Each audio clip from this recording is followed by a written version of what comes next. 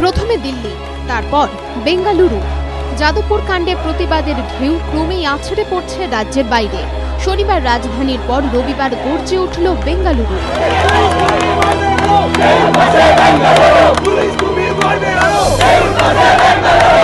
রবিবার সূর্য সকালে গানে স্লোগানে মুখর হয়ে উঠল বেঙ্গালুরুর টাউন হল। কারো হাতে গিটার, কেউ বা শুধুই তালি।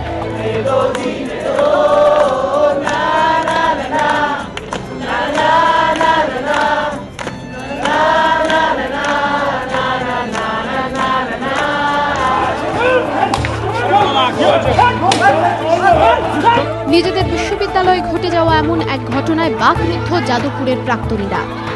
নিরপেক্ষ প্রোব চাই into the sexual harassment incident, আর ভিসি পুলিশ ডেকে যে কাণ্ডটা ঘটিয়েছেন তার তীব্র নিন্দা এবং ভিসির পদত্যাগ।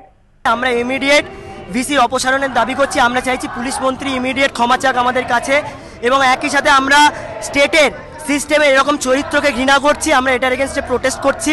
এটা কোনো ভিসির বিরুদ্ধে শুধু নয়, এটা সরকারের বিরুদ্ধে, এটা সিস্টেমের বিরুদ্ধে আমরা প্রতিবাদ করছি। আমরা আন্দোলন চালাবো। আমরা গোটা পৃথিবীর স্টুডেন্ট একসাথে রয়েছি।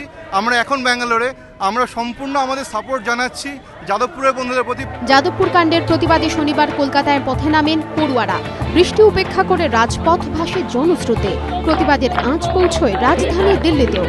সেখানে বঙ্গভবনের সামনে বিক্ষোভ দেখান প্রাক্তনীরা। দিল্লির পর এবার যাদবপুরের পাশে দাঁড়ালো বেঙ্গালুরু। এবিপি আনন্দ।